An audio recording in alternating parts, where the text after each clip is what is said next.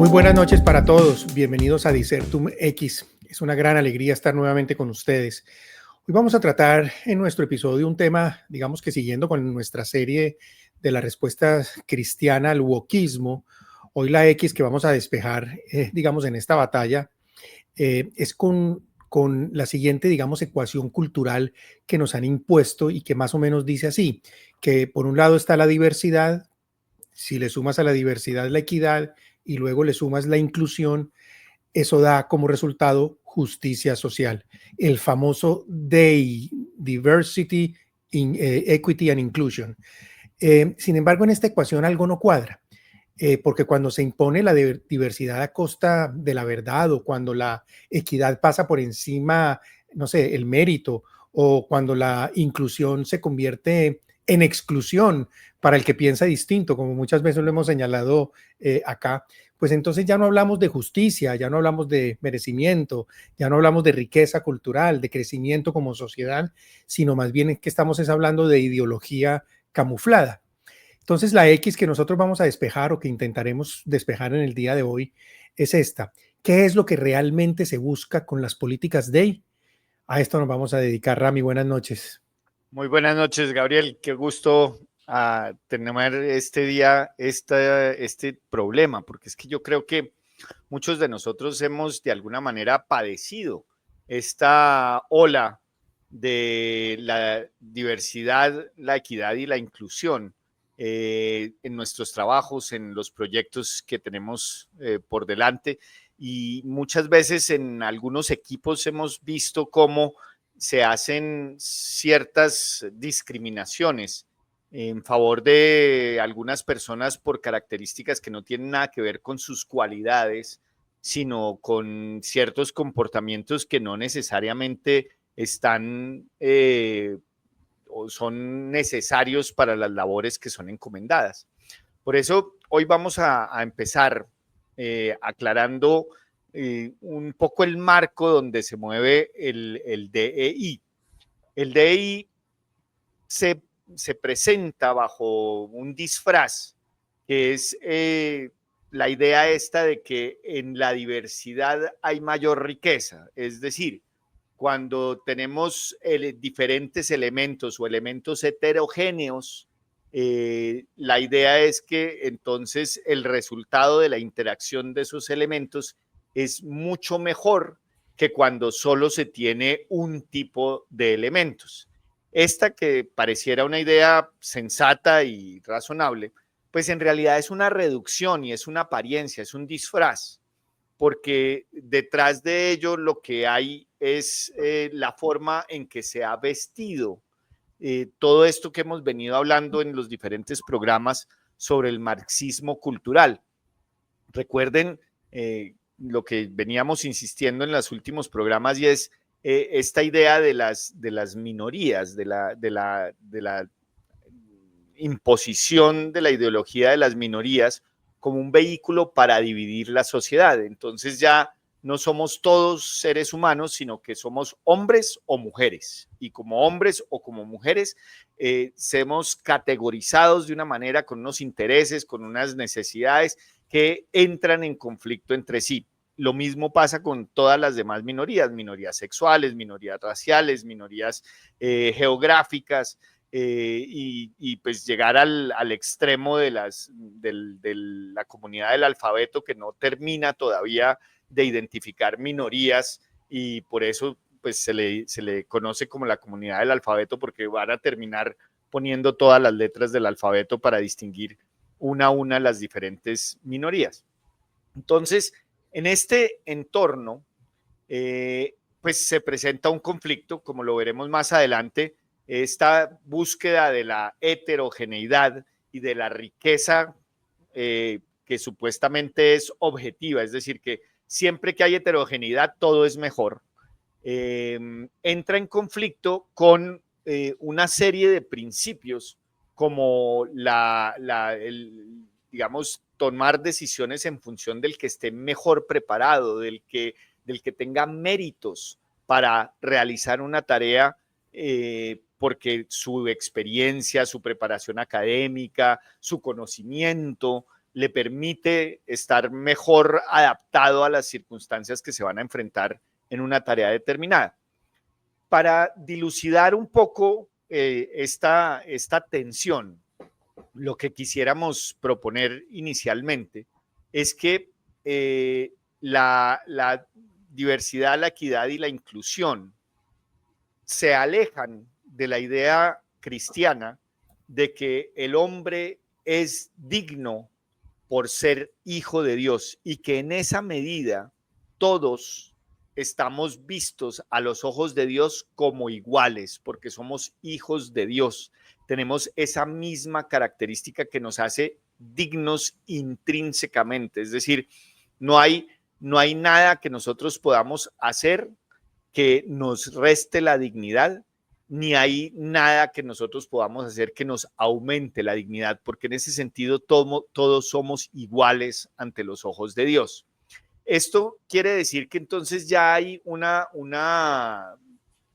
contradicción con el DEI, porque si todos somos dignos por el hecho de ser hijos de Dios, entonces ya las personas están por encima de los grupos. Es decir, cuando el DEI se enfoca en dividir a la sociedad en diferentes grupos y les da importancia no por el individuo, sino por ser miembro de ese grupo, ya entramos en conflicto porque entonces pareciera que hay personas más dignas por formar parte de un grupo que otras que no forman parte de ese grupo. Y entonces se pierde la mirada cristiana que busca identificar en el individuo sus talentos, sus responsabilidades, su preparación, su experiencia, para reemplazarlo por unas condiciones en las que realmente los individuos no pueden hacer nada, porque si yo soy negro, pues soy negro, y si soy blanco, soy blanco. Eso no habla de quién soy yo como individuo. Eso simplemente hace alusión a una característica física respecto de la cual no puedo hacer nada. Y por lo tanto, entonces, se entra en contradicción con el principio de universalidad católica que nos invita a estar unidos en Cristo, no unidos como desiguales, como personas que han sufrido unas injusticias y merecen ser de alguna manera reivindicados por las estructuras sociales, sino que no nos lleva a un escenario donde efectivamente lo que se busca es fragmentar la sociedad. Y pues para eso tenemos una enseñanza muy clara que nos la da San Pablo en la carta a los Gálatas, en donde establece con claridad que a partir de la venida de Jesucristo ya no hay judío ni griego, esclavo ni libre, hombre ni mujer, porque todos somos uno en Cristo Jesús. Y esa es digamos, la principal tensión que vamos a tratar de ilustrar en el programa de hoy en relación con la visión cristiana de la dignidad del hombre y la visión totalmente excluyente, reductiva del DEI como se está imponiendo actualmente. Muy bien, este es uno de los temas, Rami, digamos, donde uno puede identificar de una manera muy clara la ideología que hay detrás, que es la ideología marxista, como lo hemos planteado en otros programas pasados, a la luz de, no solamente a la luz de Marx, sino también a la luz, por ejemplo, de Gramsci y todo el desarrollo posterior de la Escuela de Frankfurt. Cómo vemos todo ese influjo, todo ese impulso de crear minorías para empoderarlas de tal manera que esas minorías entren en conflicto con, digamos, otras partes de la sociedad. Y les ha dado, digamos, muy bien el juego, pero lo han hecho, digamos, que con ese propósito, crear esas tensiones entre minorías para de alguna manera que las minorías se sientan empoderadas y puedan reclamar espacios, así sea de manera, digamos, así sea en contra de los derechos de otras personas.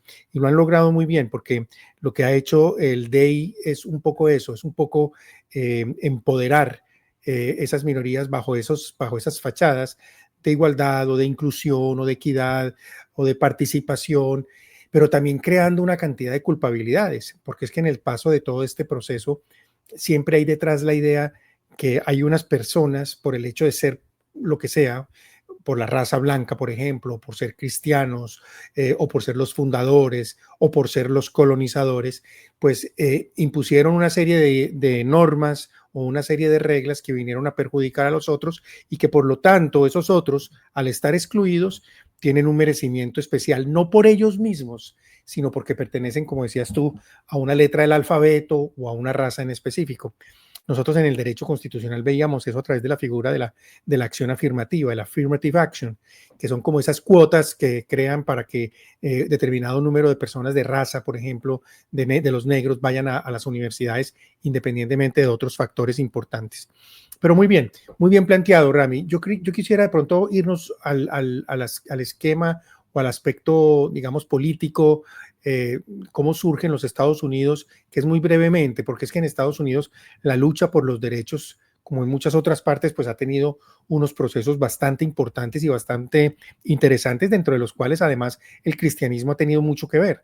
Tú mencionabas ahora la palabra dignidad, quien formula realmente en la historia la palabra de dignidad y la palabra de derecho natural y de ley justa es precisamente el cristianismo y particularmente la Iglesia Católica a través de muchos siglos. Ha sido una lucha constante. Bueno, el movimiento de los derechos civiles en los Estados Unidos también fue producto de ese influjo cristiano, bien sea a través de Martin Luther King o de otros, pero siempre estuvo latente, digamos, digamos, en ese movimiento, esa idea de igual dignidad, iguales derechos. Y es con este esquema que surge acá en el 64, lo que se llamó el Civil, o lo que se llama el Civil Rights Act, como el estatuto de los derechos civiles fundamentales de las personas. Y simplemente se trataba de se trata de una legislación que prohibía o prohíbe la discriminación por motivos de raza, color, religión, sexo u origen nacional. Fíjate, no es nada más ni nada menos que establecer el principio de igualdad desde la perspectiva de la universalidad, como tú lo planteabas. Si una persona llega a pedir trabajo, no importa que sea blanco, que sea negro, que sea indígena, que sea alemán o que sea mexicano o que sea cristiano o que sea ateo, no importa su raza, su color, su religión, si es hombre o mujer, no importa. Lo que importa es que es una persona la que se presenta aquí e independientemente de eso que sea, no la podemos discriminar. Y hasta ahí las cosas, digamos, funcionaban muy bien, porque una legislación como esta lo que busca es proteger al individuo como persona y garantizar la igualdad de oportunidades sin importar de dónde viene o cómo se ve físicamente. Sin embargo, digamos que, bueno, y la Casa Blanca, por ejemplo, la administración Trump, siempre vio, digamos, que esta idea de los civil rights como en su versión más clásica y constitucionalista, siempre la vio como que estas protecciones son fundamento de la igualdad de oportunidades para todos los americanos. Y sin embargo, y menciono a la Casa Blanca porque la Casa Blanca expide el presidente Trump a comienzos de su mandato una orden ejecutiva prohibiendo precisamente el DEI, las políticas de diversidad, de exclusión, de equidad y de inclusión como parámetros de selección de personas para los cargos. ¿Por qué y cuál es el planteamiento que hay de fondo allí? Porque dice Donald Trump y su administración que bajo el pretexto de ampliar esos derechos, muchos sectores desde el propio gobierno federal, pero no solamente, incluye universidades, aerolíneas, hospitales, empresas multinacionales, comenzaron a imponer preferencias explícitas, y subrayo esa palabra, basadas en la raza o en el sexo o en la nacionalidad o en el origen racial, etcétera, etcétera. Y lo han hecho bajo ese nuevo nombre, el Diversity, Equity y la Inclusion. Y eso comenzó, o mejor, lo que comenzó como una política sana para evitar la discriminación, termina entonces transformándose en una ingeniería social para imponer resultados, porque ya no importa realmente que se contrate a una persona por el hecho de ser bueno en su rama o en el ejercicio profesional de lo que se busca, el de la aerolínea ser un buen piloto, sino que se le contrata porque es mujer, o una persona no, ya no se le contrata porque tiene buenas capacidades para tratar a los niños, sino que se le contrata porque es una persona perteneciente a la comunidad del alfabeto y así sucesivamente. De hecho, algunos accidentes que han pasado en los últimos tiempos han señalado al DI como, digamos, como el culpable de los mismos. Alguno de un helicóptero recientemente, o bueno, ni tan recientemente, y este que estoy poniendo aquí en pantalla, de una aerolínea que de acá de Estados Unidos, que se voltea cuando aterriza y por un mal manejo, y resulta que la que estaba piloteando, bueno, eran dos mujeres, pero no porque sean mujeres, porque hay mujeres que son excelentes pilotos, sino que se comprobó que estas mujeres no estaban capacitadas y que habían sido contratadas precisamente por una política oficial de esta empresa de Delta para digamos, con todo este tema de la Sí, inclusión fueron de las contratadas mujeres. por ser mujeres, no por ser Exactamente. buenos pilotos. No por ser buenos pilotos. Entonces, lo que hace la Casa Blanca bajo digamos, este señalamiento, bajo este executive order, es decir, que el DEI finalmente lo que ha hecho es haber degenerado en un sistema corrupto, destructivo e inmoral que viola la ley civil al preferir una identidad sobre otra. Y en ese sentido, clarísimamente está socavando los valores tradicionales que aquí son muy queridos y muy apreciados, que son el trabajo duro, la excelencia, el mérito, el esfuerzo personal, el estudio. Hay personas que uno ve permanentemente en universidades, en el tema de los colegios, personas que uno sabe que son muy buenos estudiantes, pero que sin embargo son maltratados porque son blancos o porque son conservadores o porque son cristianos.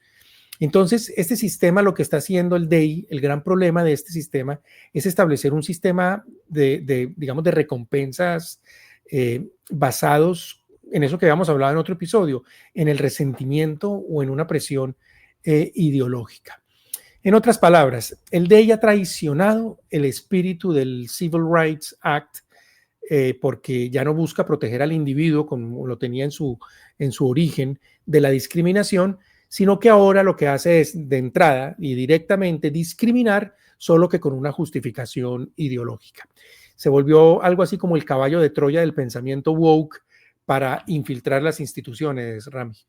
Sí, en eso vale la pena recordar una afirmación que hace Jordan Peterson, que como sabemos es un académico muy importante, que reflexionando sobre el currículum de la rectora actual de Harvard, dice, vea, esta señora académicamente no tendría ningún mérito para ser nombrada rectora de la universidad más prestigiosa de Estados Unidos y de Occidente. Y llega allá es porque cumple con todos los requisitos para hacer la interseccionalidad entre todas las minorías, ¿no? Entonces es lesbiana, no sé qué, y eso la hace que es la candidata más interseccional, es decir, que es la que más cajitas logra chequear en el formulario de aplicación, pero no logra la preparación académica necesaria. Y entonces uno dice, ¿por qué una universidad como Harvard termina, digamos, poniendo por debajo la exigencia académica para nombrar a su rectora y acepta a una persona que no tiene los méritos académicos para ocupar una responsabilidad de esas? Y rápidamente llega uno a la conclusión de que efectivamente al nombrar a una persona que tenga debilidades académicas e intelectuales al frente de una organización como Harvard, pues claramente no es ella la que está tomando las decisiones en la universidad. Pues eso sí es evidente, porque desde luego en la Universidad de Harvard va a encontrar unos montones de personas con mucha más preparación, con mucha más bagaje, que en una conversación cualquiera o en una reunión de los cuerpos directivos de la universidad, pues sin ningún problema, con 2 o 3 frases, la sacan, digamos, de la discusión e imponen lo que ellos quieren imponer, es decir, su agenda ideológica. Entonces, claro, ahí es donde empieza uno a entender por qué hay tanto DEI, ¿sí? Y por qué las organizaciones siguen dándole vueltas y vueltas y vueltas al tema del DEI. Y es que eso permite que los que están formalmente como responsables no son los que están tomando las decisiones. Y entonces hay personas detrás, o bien dentro de la misma administración en cargos menos relevantes o menos importantes, o bien por encima de la administración, en las juntas directivas, en los consejos académicos y todo eso, que sin asumir la responsabilidad de ser la cara formal de las instituciones, son los que terminan tomando las decisiones. Un caso impresionante es el que ocurrió en Colombia hace poco con Confama, que es una organización, una caja de compensación familiar antioqueña que organizó la conmemoración de los 50 años del primer Congreso Internacional de Brujería que se hizo en Colombia. Y en un lugar como Antioquia, donde las familias no son solamente muy tradicionales, sino que son católicas, ¿sí? Que una organización dedicada a la protección de las familias antioqueñas se dedique a eso, uno dice, pero ¿cómo? Y cuando uno va a mirar, la persona encargada de la representante legal de Confama es una persona que no tiene los méritos para estar ahí, sino que ha logrado colarse por esta maraña de interseccionalidades y todo eso, y entonces se presenta a sí misma como la que sí puede traer a la mesa la diversidad, la inclusión, la riqueza de la heterogeneidad de las familias, y al final no, al final simplemente es un peón de una ideología que es la que la tiene ahí precisamente. Rami, Eso pero, nos lleva... Rami, pero Sí. imagínate que no sea solamente la persona que está tomando, digamos, las decisiones detrás, en un segundo plano, porque en el tema, digamos, académico que mencionabas lo de Harvard, ahora imagínate, por ejemplo, al piloto, al caso de los pilotos, tú montándote en un avión y que tú ya no sabes si el piloto está ahí porque fue seleccionado por DEI, o por ejemplo, no sé, te tienen que hacer una cirugía. Imagínate al cirujano en un hospital, tú no tienes ni idea, o juez, te está siendo juzgado en un pleito y que el juez fue seleccionado simplemente por DEI. Aquí tenemos a la juez de la Corte Suprema de Justicia, qué pena con lo que voy a decir, más bruta que ha tenido la historia de los Estados Unidos. Acaba de tener unos desfases en la última audiencia pública absurdos que le han sacado toda clase de chiste y la persona está ahí solamente porque los demócratas querían elegir Pues sin ir más una persona lejos, de color sin méritos profesionales para llegar allá Kamala, a uno de los cargos más importantes de los Estados Unidos y quizás del mundo, que es como ser juez de ¿no? la Corte Pues Suprema de Kamala Justicia. Harris terminó de vicepresidenta y después de candidata presidencial simplemente por ser, que disque ser negra y minoría. Y es que es gracioso porque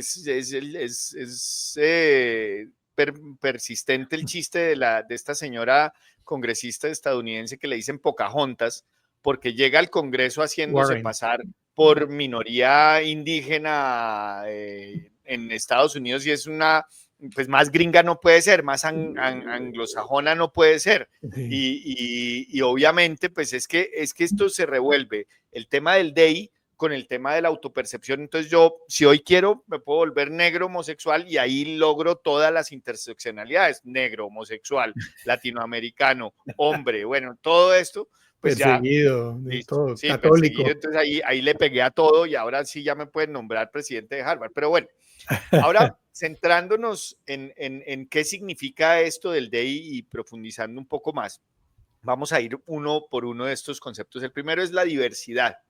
Y entonces estábamos, como hablábamos al principio, en esta dicotomía entre la riqueza y el relativismo. La riqueza, ¿por qué? Porque dicen, entre más diversa sea una organización, entre más apoye la diversidad de una organización, entonces es más rica la capacidad que tiene para producir, para proponer, porque es que en la diversidad per se hay una riqueza que es necesario de apoyar y de explotar.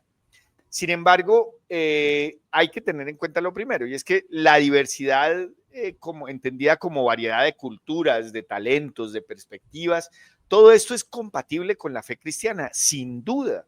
Es que la misma existencia del libre albedrío y el libre albedrío como limitante para la acción de Dios, lo que en últimas traduce es que a Dios le encanta esa variedad, ¿sí? A Dios nos quiere eternamente y sin límite a cada uno por ser como somos cada uno. Eso no es, no, ahí no hay ningún conflicto. De hecho, textos como Gaudium et Spes establece con claridad que las diferencias entre personas y culturas, cuando no obstaculizan la unidad, enriquecen la comunidad. Y ahí entonces empezamos a ver los puntos que nos permite identificar el magisterio de la iglesia o la doctrina social o intelectual de la iglesia. ¿Por qué? Porque dice, las diferencias son maravillosas cuando no obstaculizan la unidad. Y aquí es todo lo contrario. Aquí se reafirman las diferencias es para generar división. Y ahí entonces empieza uno a entender que la diversidad es un vehículo ideológico, más que realmente una forma de promover la riqueza del ser humano. Y entonces eso nos lleva a que definitivamente, mientras el DEI dice que la diversidad per se hay que apoyarla y entonces todo debe ser aceptado, todo debe incluirse, incluso cuando lo que se quiere incluir o la diversidad que se quiere incluir es contraria a la verdad natural o a la moral. Y ahí es donde ya la cosa empieza a identificarse y empieza uno a ver el engaño que hay detrás de esto. Porque, por ejemplo, cuando se trata de obligar a otras personas a usar pronombres contrarios a la biología o a promover visiones antropológicas que nieguen la diferencia entre los sexos, cuando se promueve gracias a la diversidad ese tipo de mentiras, en realidad ahí no estamos hablando de diversidad, no estamos hablando de inclusión, al contrario, estamos hablando de invisibilización de la verdad y de los que en la verdad quieren salir adelante. Entonces, cuando yo por el hecho de la diversidad tengo en un equipo olímpico a 5 mujeres y un trans, ¿sí? Porque tengo que tener un trans en mi equipo olímpico, pues claro, este señor que está diciendo que es mujer, pues les va a ganar a todas. Y ya entonces no hay diversidad, no hay riqueza, no hay variedad. No, lo que hay es un vehículo de imposición. Por eso entonces, respecto de la diversidad, para un cristiano eso no es inclusión. El concepto de diversidad que incluye situaciones o realidades distintas a la naturaleza, a la moral o a la verdad, ahí lo que hay es una confusión antropológica. Y eso, y eso está en el Evangelium Vitae, es muy claramente definido. Dice, no hay libertad verdadera donde no se respeta la verdad sobre el hombre y la mujer. Y eso es clarísimo. Es que esto no es nuevo, ya esto lo había anticipado la tradición intelectual católica y por eso es tan importante volver a esas fuentes porque ahí están las claves para entender todo esto. Entonces, de esta manera, la diversidad solo tiene sentido cuando está orientada a la verdad. Si para decir que somos diversos, que nos gusta la heterogeneidad, que somos abiertos de mente, nos toca aceptar una mentira o una transgresión moral, ahí no podemos como cristianos agachar la cabeza porque estamos simplemente colaborando a una mentira. Y algo parecido pasa con el concepto de equidad. Como hemos visto en otros programas, la equidad que promueve el pensamiento progre de izquierda actualmente es una equidad que se enfoca a igualarnos a todos en los resultados. Es decir, todos deberíamos ser igualmente pobres, según los de izquierda. Porque ellos no quieren promover la riqueza, porque en el momento en el que hay riqueza, Entonces, ese que logra, gracias a su propio esfuerzo, a su propia dedicación, a su propia constancia, tener un poco más que el de al lado, ese es señalado e inmediatamente tratan de ver cómo lo expropian para beneficiar a los demás. Eso en últimas lo que lleva es a igualar por lo bajo. No a que la sociedad progrese, sino que por el contrario la sociedad se iguale por lo bajo. En cambio, el concepto cristiano de equidad está muy relacionado con la justicia distributiva, que esto para los abogados lo conocemos desde el primer año de derecho, y es que la justicia consiste en dar a cada uno lo que le corresponde, según su esfuerzo, según su necesidad y según su contribución al bien común. Entonces, cuando hablamos de ese tipo de justicia, es decir, que yo recibo lo que es correspondiente a mi aporte, a mi contribución, a mi esfuerzo, pues ya necesariamente estamos hablando de dos conceptos de equidad diferentes, porque si yo me esfuerzo más, pues recibo más. Si yo trabajo más, pues recibo más. Si yo me preparo mejor, pues recibo más. Eso obviamente es inconsistente con esta idea de la equidad, en donde al final en el resultado todos debemos tener los mismos resultados. Y vale la pena recordar lo que dice Centésimus Annus al respecto, y es que la justicia social solo puede obtenerse en el respeto de la dignidad trascendente del hombre. Es decir, si de verdad queremos entender o apoyar un modelo empresarial, social, cultural que avale o que apoye la justicia verdadera, tenemos que entender que esa justicia debe ir necesariamente atada realmente a lo que cada individuo tiene de diferente, ¿sí? Si por mi propio esfuerzo logro resultados diferentes, esos resultados me deben ser protegidos, me deben ser reconocidos. Entonces, la equidad, desde la visión católica, tiene que ser moral, no ideológica, ¿sí? ¿Eso qué quiere decir? Que el Estado o la empresa no tienen el deber de asegurar que todos lleguen al mismo resultado. Esa es una equidad ideológica, sino de quitar los obstáculos injustos que impidan el desarrollo de cada uno. Eso sí ya es otra cosa. Claro. Es decir, si tú tienes un muy buen estudiante que por cuestiones accidentales, como que no tiene dinero para pagar la universidad, que no puede acceder a ciertos entornos simplemente por dinero, la justicia cristiana nos lleva a que por el principio de subsidiariedad el Estado le ayude a esa persona a desarrollar sus talentos y su individualidad de la mejor manera posible. Pero eso no quiere decir que entonces al final del día no podamos evaluar quién es mejor y quién es peor de acuerdo con unas pruebas académicas, porque eso entonces afecta a las comunidades más necesitadas o a las menos favorecidas. No, eso quiere decir que al final la visión cristiana de esto es premiar al que más se esfuerce, al mejor, sin demeritar que hay personas a las que el Estado les debe ayudar para mejorar su capacidad de desarrollarse integralmente. Ahora, en cuanto a la inclusión, la dicotomía que se presenta es frente a la caridad a la que estamos llamados todos los cristianos y la ideología, ¿sí? Porque entonces inclusión cristiana verdaderamente significa acoger al otro, pero sin negar la verdad. Y en esto es importante recordar el Evangelio, porque es que nos dicen en muchos eventos a los que defendemos estas ideas públicamente, pero es que usted está haciendo una interpretación errónea del Evangelio, porque Jesucristo comía con los pecadores y estaba dispuesto a defender a los que pecaban, y cómo es posible que usted entonces ahora señale ciertos comportamientos porque son pecados.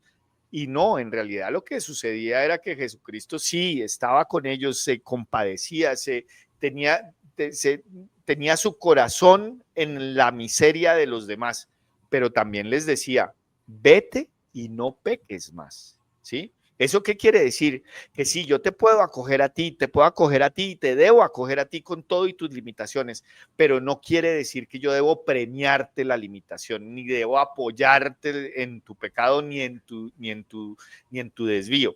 Entonces, desde la perspectiva realmente cristiana, No basta con respetar a la persona homosexual, digamos, en el sentido de acogerla como persona, sino que también nos corresponde a nosotros entender que esa persona tiene una limitación. Sin embargo, el DEI nos lo voltea porque nos dice que hay que acogerla y además celebrar su ideología. Entonces, si yo no le permito al homosexual hacer gala pública de su conducta en el trabajo, en la calle, en la biblioteca, en las salas, en los salones de clase, entonces yo no estoy no soy suficientemente incluyente, y eso no es cierto, porque es que yo no tengo por qué celebrarle al débil su debilidad, en el sentido de que, por ejemplo, entonces acojamos a los alcohólicos, entonces celebremos con el alcohólico cada vez que lo vemos y démosle alcohol para que siga celebrando. Esa no es la caridad. Otro ejemplo de cómo el DI transforma esta visión de la caridad y la vuelve mera ideología. No basta con tratar igual a los hombres y mujeres, dice el DI, sino que debemos imponer la diferencia entre los sexos, ¿sí? No es un tema de que debemos tratar y los mismos derechos hombres y mujeres, sino que ya simplemente no hay diferencia entre hombre y mujer. Eso es mentira. Eso es mentira, porque entonces, ¿cómo va uno a poner a competir, por ejemplo, en competencias deportivas a hombres y mujeres? No hay esa igualdad. Es una igualdad moral, pero no se puede llevar a que por vía de esa igualdad en ciertos escenarios termine perjudicando a las propias mujeres. Otro problema que presenta el DI frente a la verdadera inclusión o caridad, y es que el DI dice que no basta con promover el respeto racial, sino que debemos asumir ciertas culpas como grupo, porque tenemos unos privilegios históricos que han generado unas injusticias históricas de las cuales quienes pertenecemos al grupo hegemónico debemos responder el día de hoy. Y entonces, si en el lugar de trabajo nuestro trabajo es pagado, digamos, de manera inferior al de el de al lado, porque pertenece a una comunidad históricamente discriminada, como los indígenas, los negros, bueno, la que se les ocurra, ¿sí? Entonces yo debo aceptar esa injusticia porque estoy pagando un privilegio que ha tenido mi familia por generaciones o simplemente por el color de mi piel, y que de esa manera estoy haciendo una especie de compensación histórica por una injusticia soportada por esa persona que al final no tiene ni idea ni siquiera de cuál fue la injusticia o como nada. Eso lo que en últimas busca es introducir una serie de mentiras, de manipulaciones con apariencia moral a partir de una deformación de la idea de la caridad cristiana para promover ideologías, ¿sí? Y para promover unas desigualdades que en últimas lo que buscan es premiar no al mejor, sino al más ignorante. Y eso entonces termina por destruir a la sociedad. Y en esto, pues tenemos que referirnos a lo que dice Caritas in Veritate.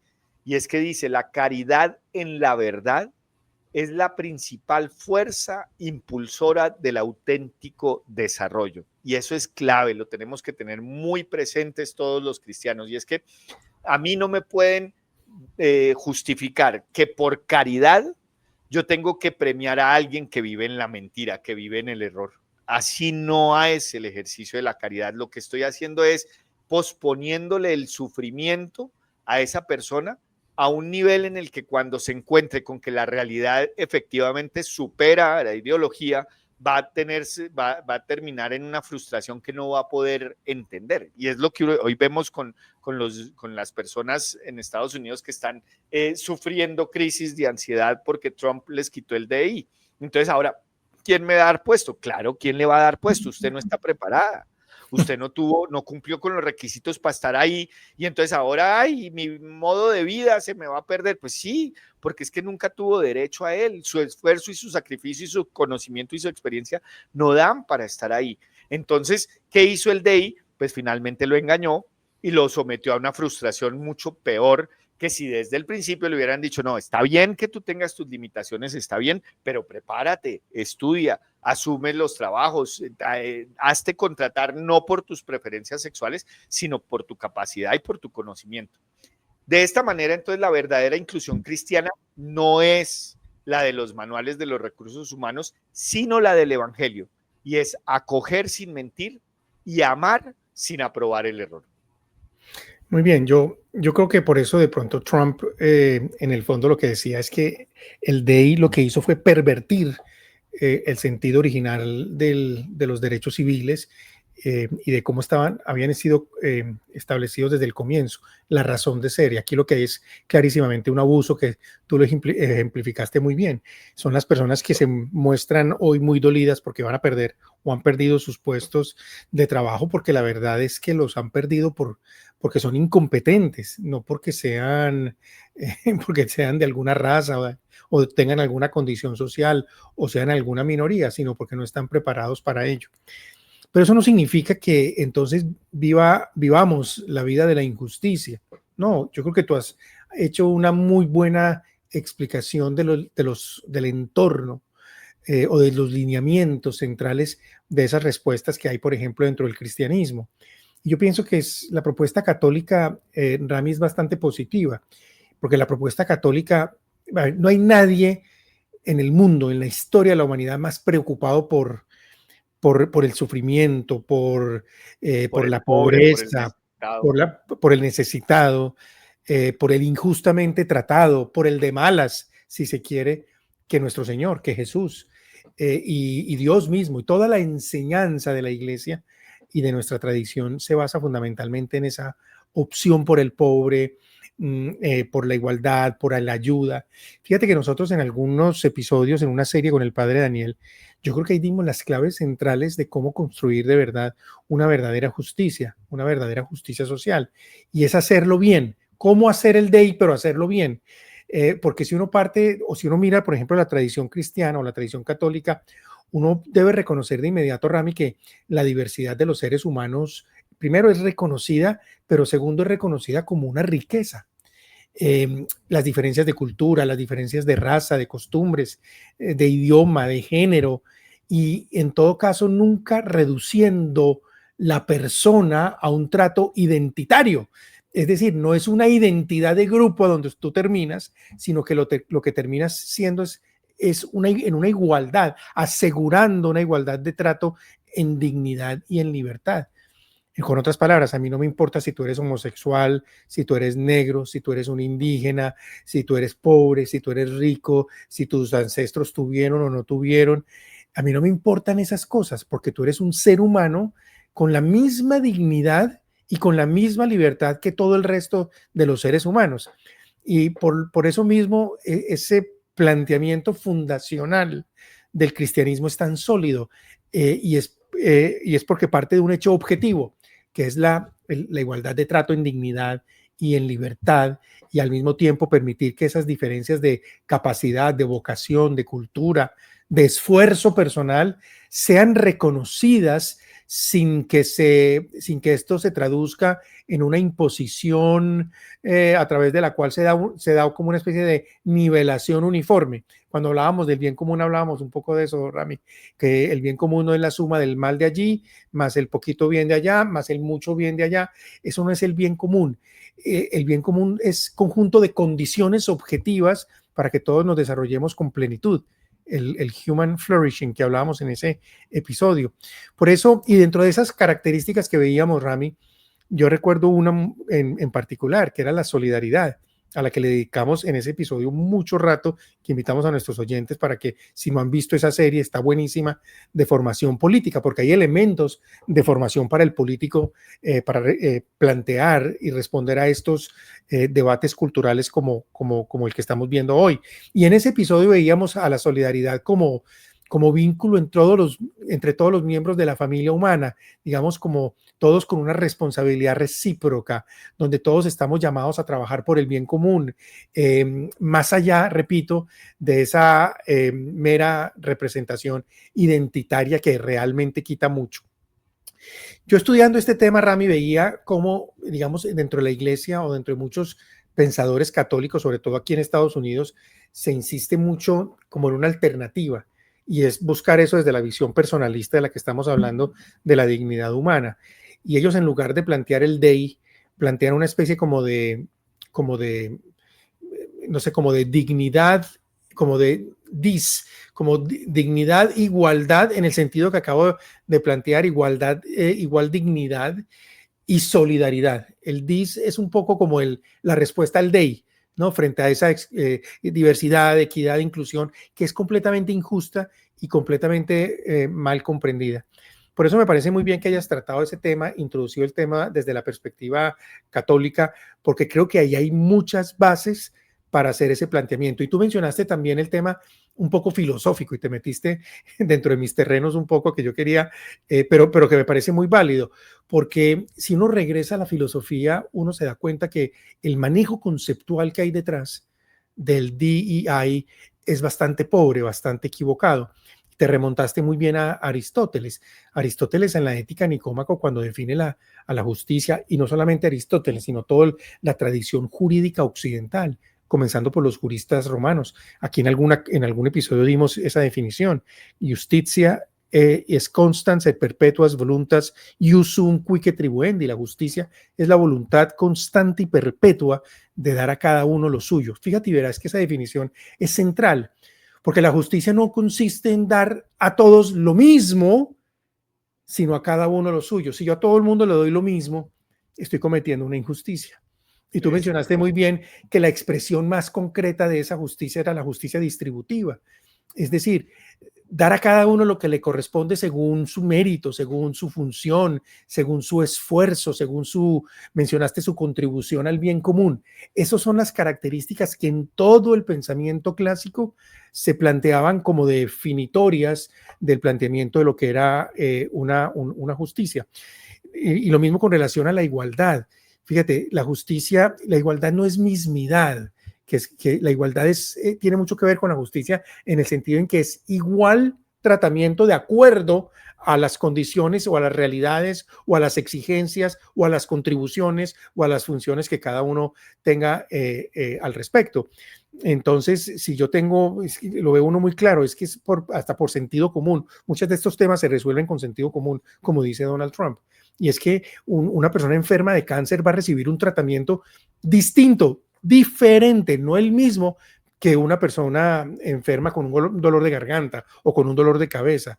Entonces, en la medida en que yo intento presentar la justicia como lo hace el DEI, con esa mismidad, con esa equiparación, simplemente por condiciones inventadas, pues lo que estoy es cometiendo una verdadera injusticia. Por tanto, la justicia no es tratar a todos digamos, igual, de manera misma, con esa mismidad, sino tratar a cada uno según su dignidad y según sus circunstancias reales. Y mira cómo se introduce también dentro de los griegos el problema de la epikeia, que es la equidad dentro del DI, ¿no? Diversity, Equity and Inclusion. La equidad también es muy mal planteada, porque aquí se entiende que la equidad opera sin necesidad de abrir los ojos y mirar las circunstancias concretas. De hecho, cuando los abogados nos enseñaron y cuando nosotros enseñábamos como profesores todo el problema de la justicia, yo en alguna ocasión o siempre hacía alusión a la diosa de la justicia representada por la diosa Temis, que tú la conoces muy bien, que tiene los ojos vendados, porque la justicia no va a mirar si tú eres blanco o negro, si eres hombre o mujer, si tienes plata o no tienes plata, no va a mirar cuál fue tu pasado, si tus ancestros tuvieron esclavos o no. Eso no le importa a la justicia. La justicia tiene los ojos cerrados y tiene esa venda, es porque va haciendo caso omiso, va a mirar, es el caso concreto, si tú debes la plata o no debes la plata, tienes que pagarla o no tienes que pagarla, incumpliste el plazo o no lo incumpliste, y así sucesivamente. Y fíjate cómo la equidad se introduce precisamente para aquellos casos en los cuales aplicar la justicia podría ser peor. Que tú mencionaste el caso del estudiante, que es un muy buen ejemplo. Yo a mis estudiantes les decía exactamente, o les daba, digamos, un ejemplo muy parecido. Una persona que tiene que entregar un examen o un trabajo de clase el 30 del mes, y entonces todo el mundo llega y entrega el trabajo el 30 puntualmente, pero hay uno que no lo entrega. Y entonces, si yo aplico la justicia, tiene cero, como decimos en Colombia, lo rajo, queda con cero, pierde la materia. Pero ¿qué pasa si ese muchacho tuvo un problema porque la mamá está hospitalizada o sufrió un accidente, tiene algún problema serio en su familia, sus papás se están separando, qué sé yo, tiene circunstancias frente a las cuales es necesario tomar alguna medida concreta excepcional? Pues, ¿qué hace la justicia? Quitarse los ojos de la venda, mirar el caso en particular y aplicar la equidad. La equidad es precisamente lo que los griegos entendían como una virtud superior, que no anula la justicia, sino que con otras palabras, como que la afina, la vuelve más linda, la enriquece, la aplica como con la sabiduría a esos casos concretos. Entonces, si yo voy a aplicar la equidad, voy a aplicar la equidad con los ojos abiertos. Te voy a escoger a ti para este puesto o por alguna circunstancia que amerite, que justifique que realmente tú lo mereces. Lo que hace el DEI, en cambio, no es perfeccionar esa justicia, sino reemplazarla. ¿Por qué? Porque no busca casos individuales, concretos, como en el ejemplo que aquí es necesario aplicarla, sino que lo hace a través de categorías abstractas. Caso de la presidente de Harvard y tantos otros, simplemente, o los pilotos, simplemente como son mujeres, pues, ¿no? Probablemente son muy buenas, pero a lo mejor no. Y si no, pues mira, no mereces todavía ser piloto, tienes que estudiar más, tienes que esforzarte más. Ah, pero es que tú me estás diciendo eso porque yo soy mujer. No, puede ser hombre, pero si tienes que esforzarte más, tienes que esforzarte más.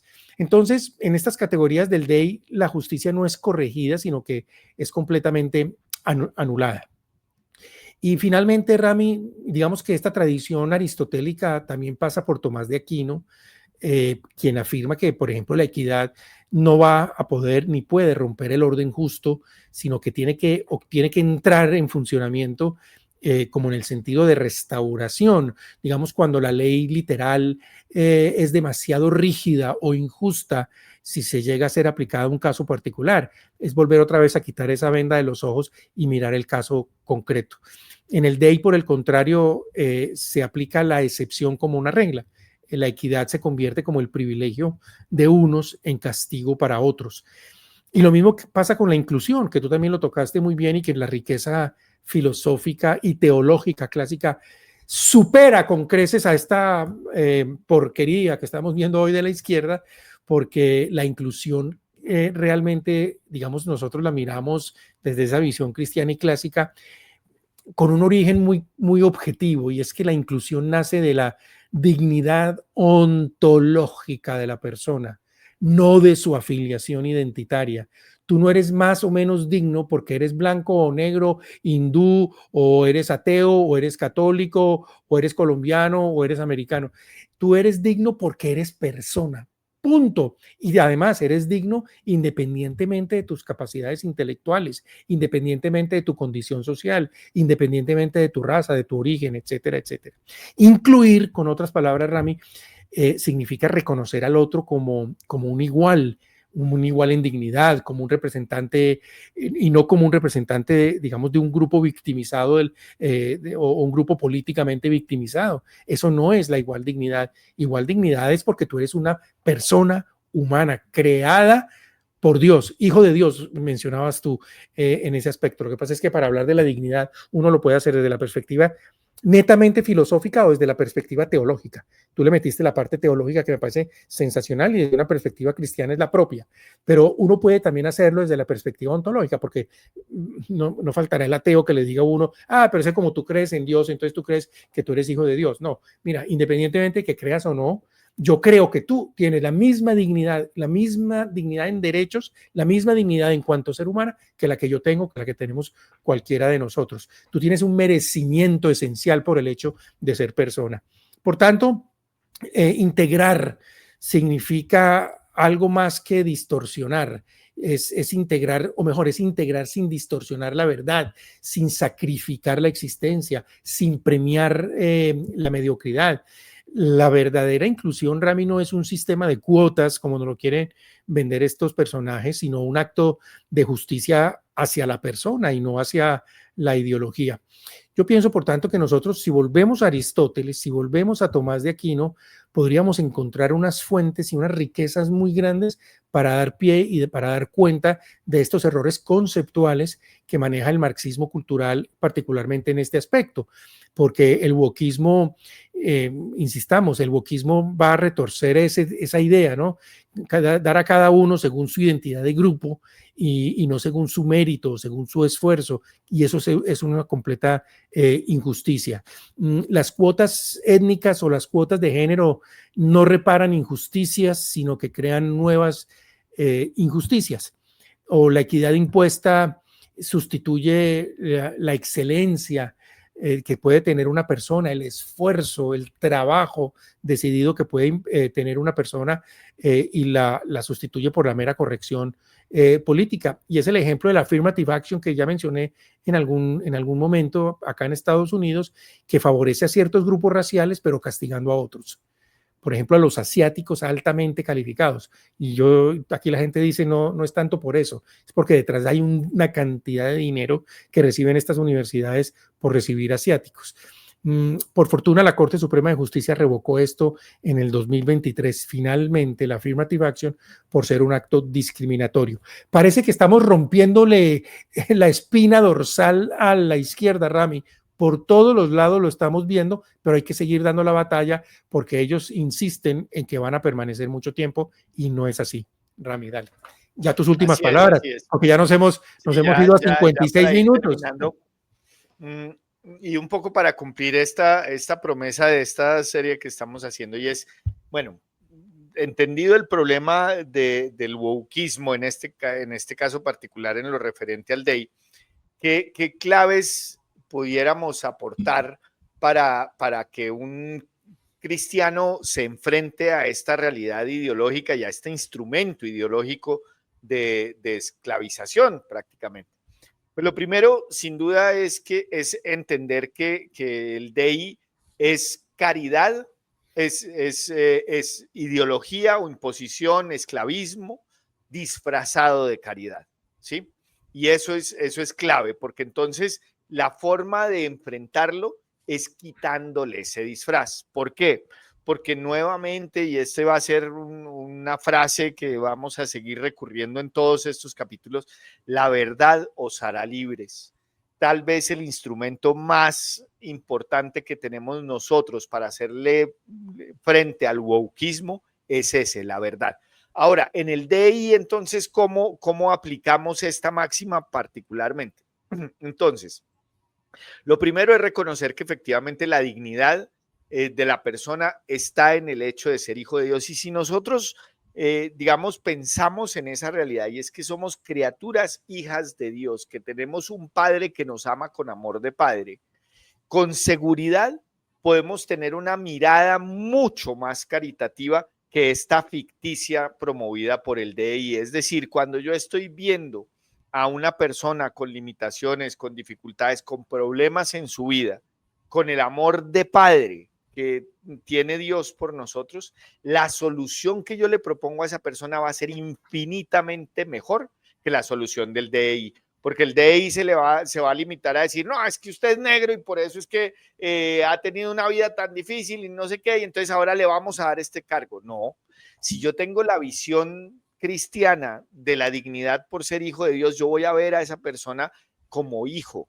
y por lo tanto le voy a ayudar en su necesidad, en su limitación. Entonces no le voy a dar el puesto porque sí para que después se frustre, sino le voy a dar las habilidades y la capacidad necesaria. Es decir, no le voy a dar el pescado, sino le voy a enseñar a pescar.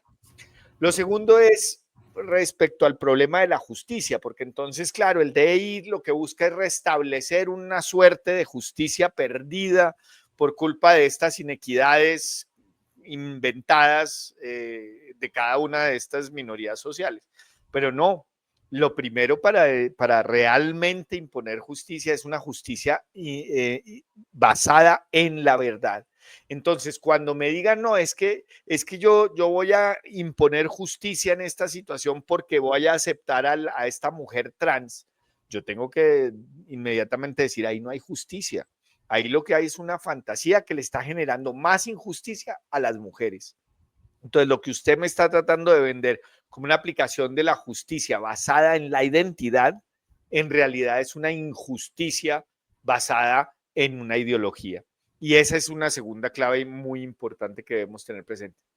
La tercera es que la inclusión es factible y está bienvenida y sí genera un grado de riqueza siempre y cuando respete la naturaleza humana. Si yo por la idea de la inclusión voy a violentar la naturaleza humana, es decir, le voy a decir a la mujer, a la mujer hombre o al hombre mujer, y voy a tratar a los hombres como mujeres para que se beneficien de los beneficios de las mujeres, ya ahí no estoy siendo incluyente, lo que estoy es siendo excluyente. Y ahí es donde está la clave para este tipo de conversaciones. Entonces, encontremos en esos fenómenos o en esos argumentos de inclusión realmente a quién están excluyendo. Y a partir de eso podemos hacerle frente a ese tema. El cuarto es que la diversidad está bien, claro, pero subordinada al bien común. Es decir, el culto a la diversidad por la diversidad y premiar a las personas por su identidad y no por su conocimiento no fortalecen el bien común. Y ahí es donde está la clave de discernimiento. Entonces, cada vez que nos presenten, no, es que la diversidad per se da riqueza, bueno, evaluemos esa riqueza en términos del bien común, ¿sí? ¿Qué tanto bien común, qué tanto promueve el bien común esta diversidad que tú me estás vendiendo? Y ahí vamos a empezar a encontrar la forma de resquebrajar esa presentación ideológica de la diversidad. Y por último, el tema de la unidad. Y es que eso es lo más impresionante de todo. Con esto del DEI se promueve una sociedad unida, igualitaria, que promueve la diversidad y la unión en la diferencia y todo eso. No, esa no es la verdadera unidad. Porque al final, y uno lo ve con los de la comunidad del alfabeto, entre ellos mismos, para reivindicar sus diferencias, se odian entre sí y se hacen daño entre sí. O si no, pregúntele a las lesbianas qué opinan de los trans. O pregúntenle a los gays qué opinan de los trans y van a encontrar que efectivamente ellos no están abogando por la unidad, ellos están abogando por un frente unido para después cada uno sacar la mejor tajada, así sea, anular al otro. No, la unidad a la que estamos llamados nosotros es la unidad en Cristo.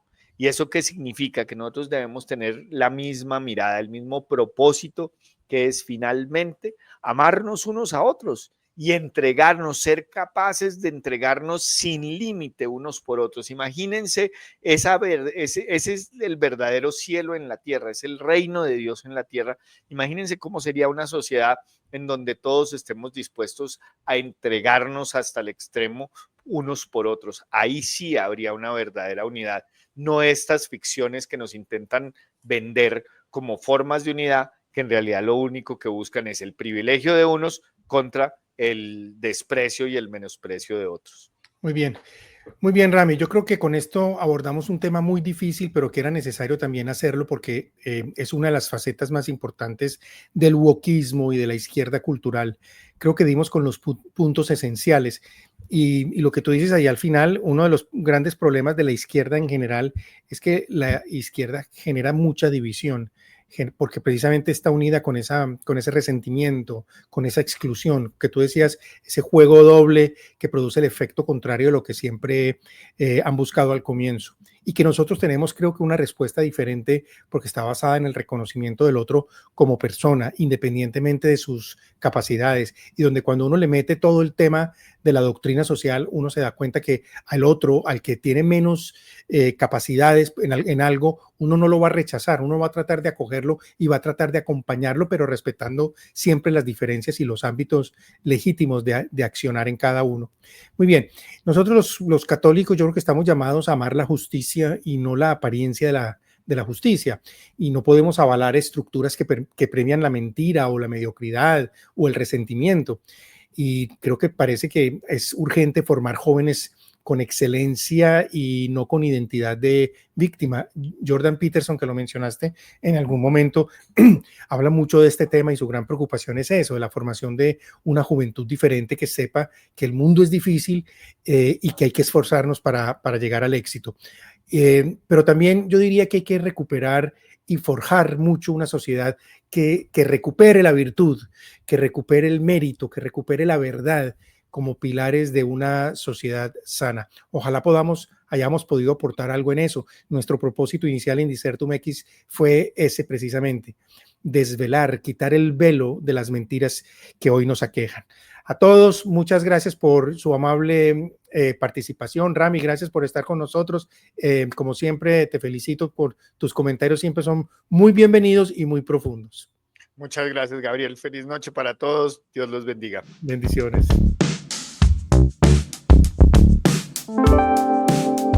Si este proyecto te gustó, suscríbete ahora. Hazlo ya. Por favor. Es gratis. Nos queremos pensionar.